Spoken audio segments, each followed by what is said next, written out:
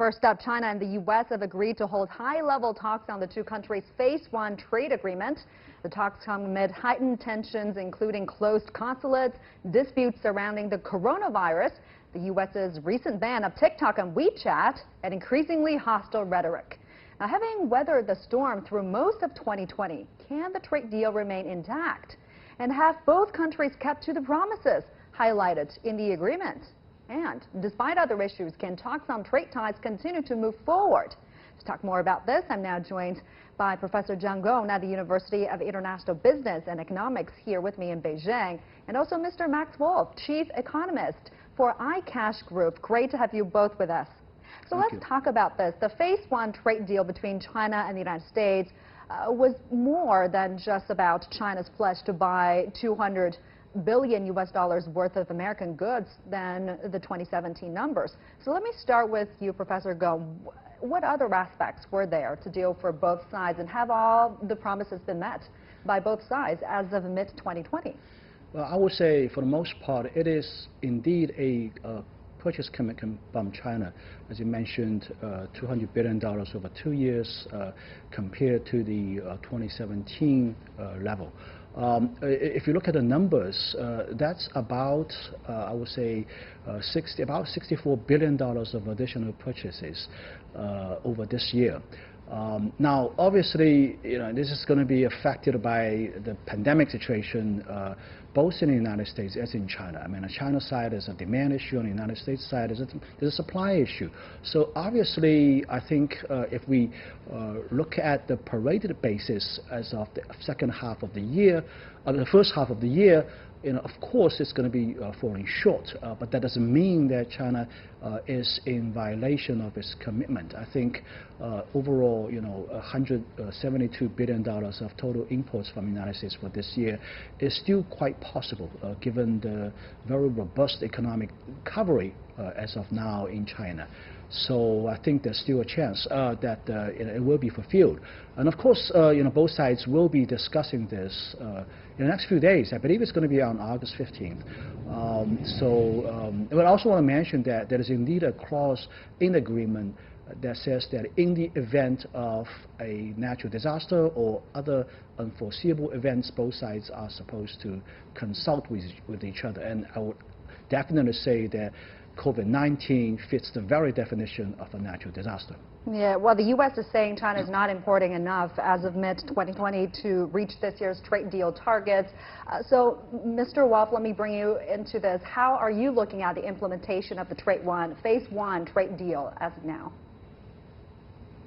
Yeah, so I would say that, look, the real first precursor case for all trade deals is good faith. And I think the United States has exited the good faith space. I think we see a Trump administration here that's less than 100 days from an election in which they're consistently significantly behind in the polls, and they have latched on to a few quasi-desperate attempts to win this election. And one of them is to try to get people to not focus on the monumental failures that they've made in COVID, which have killed 170,000 Americans and counting.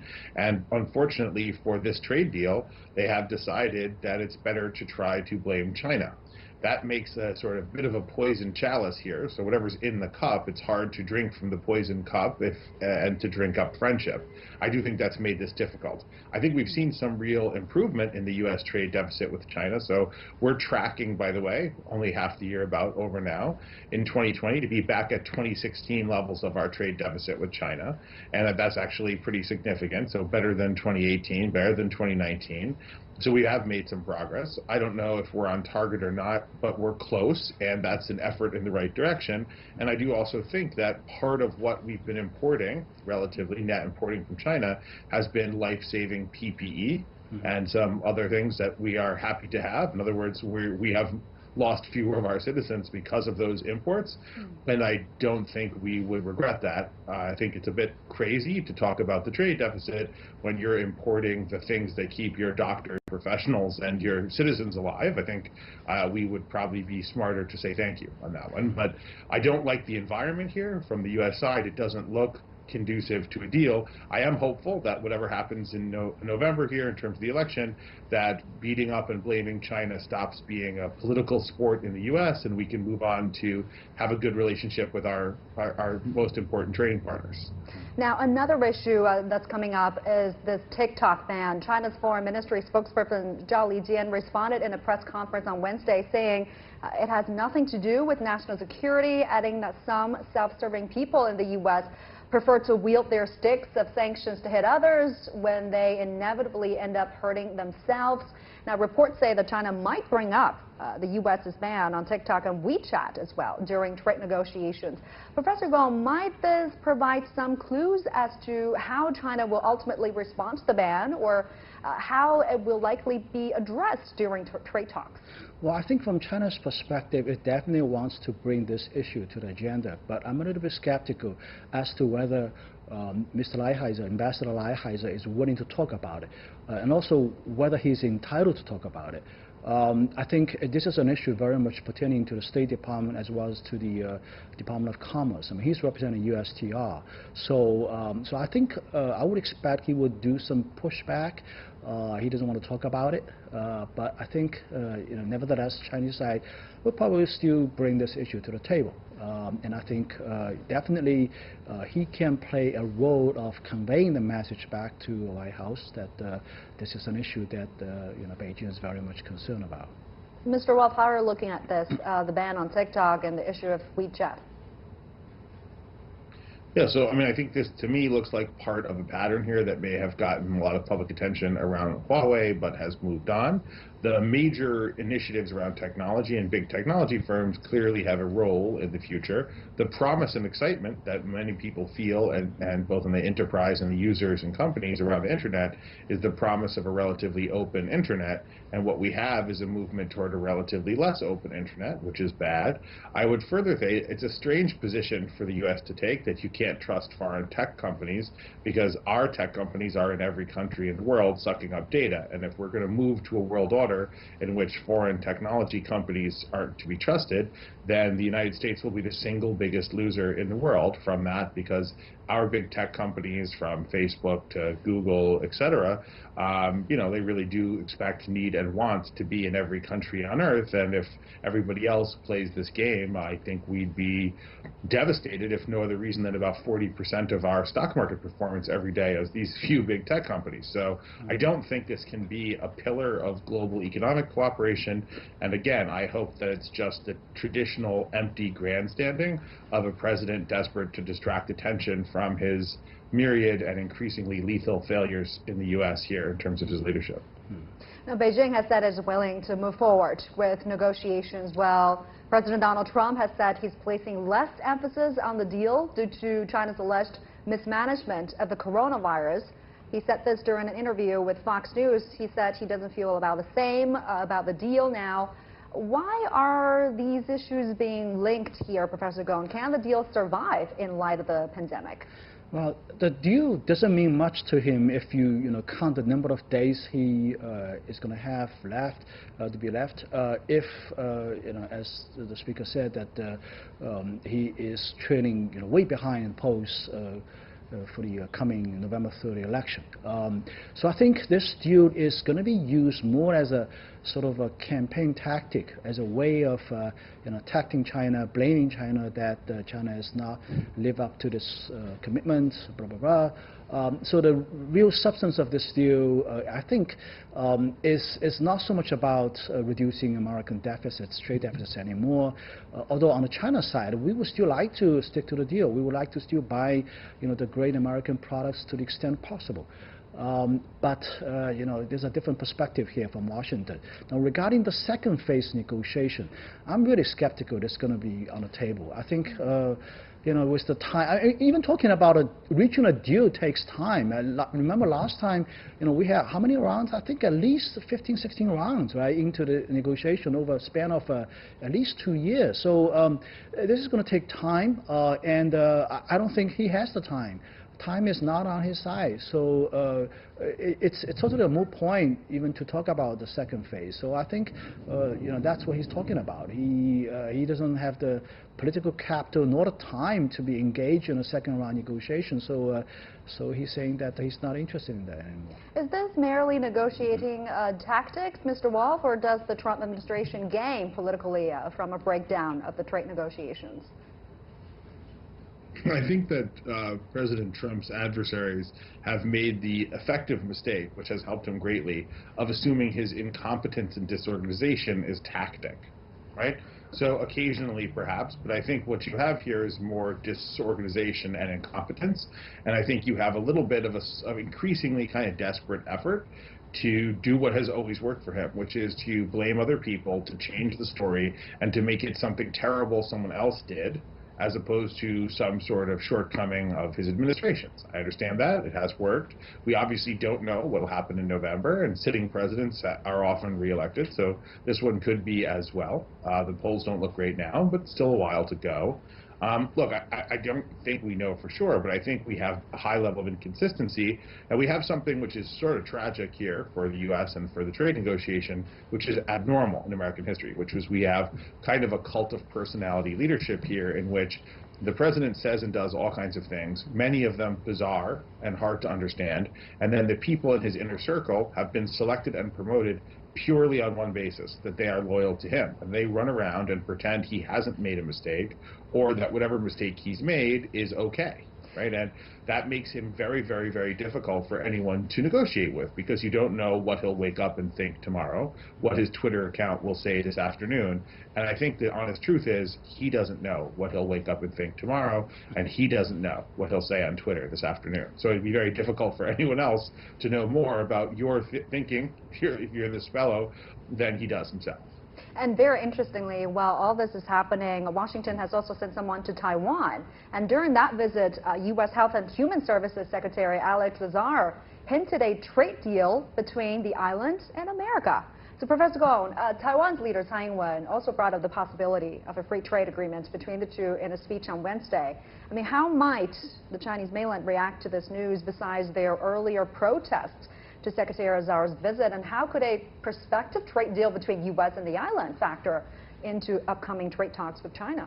I don't think the Chinese government's official position is opposed to any trade or economic relationships between the Taiwan region and other countries.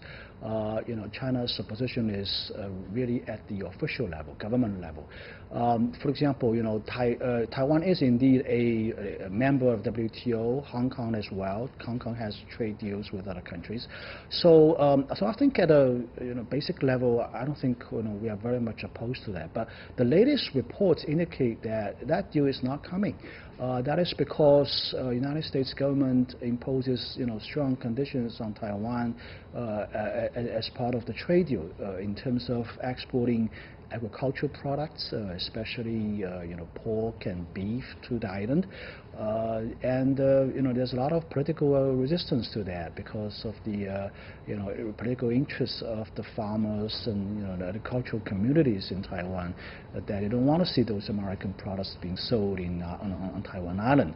So I think practical side of things is not going to happen anytime soon, even though Mrs. Tsai Ing-wen would like to make this a sort of to portray this as a political win for Taiwan, but the fact of the matter is that it's not going to come, and this is something very easily poked around by her opposition. I got to also ask you this, Professor Gong. Earlier we talked about the U.S. side accusing China of not buying much, but has the pandemic had any effect on the U.S. side holding up their side of the bargain as well? Well, of course. As I said, it's more than just a demand issue, it's also a supply issue. At one point, for example, the U.S. slaughterhouses were affected by the pandemic, and the production of pork and beef, for example, certainly are going to be affected.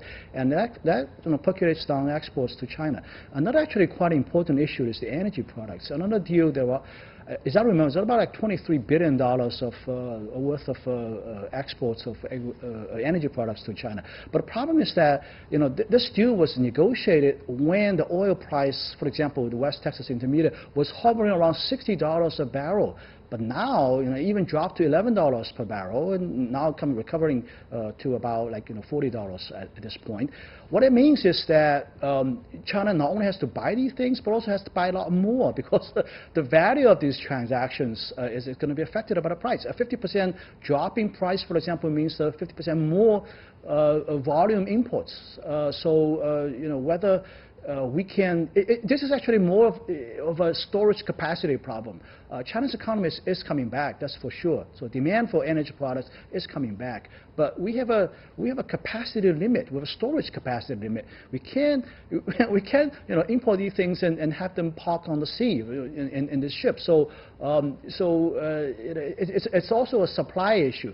And also want to mention that there are many shale oil companies in the United States are currently under great difficulties. Some of them are gone belly up, some of them are barely producing. So this is also a supply issue as well. I hope this can sort of work out. It hinges on recovery of the economy. It hinges on getting rid of the coronavirus. We did a great job on our side, but the other side of the Pacific is lagging grossly behind.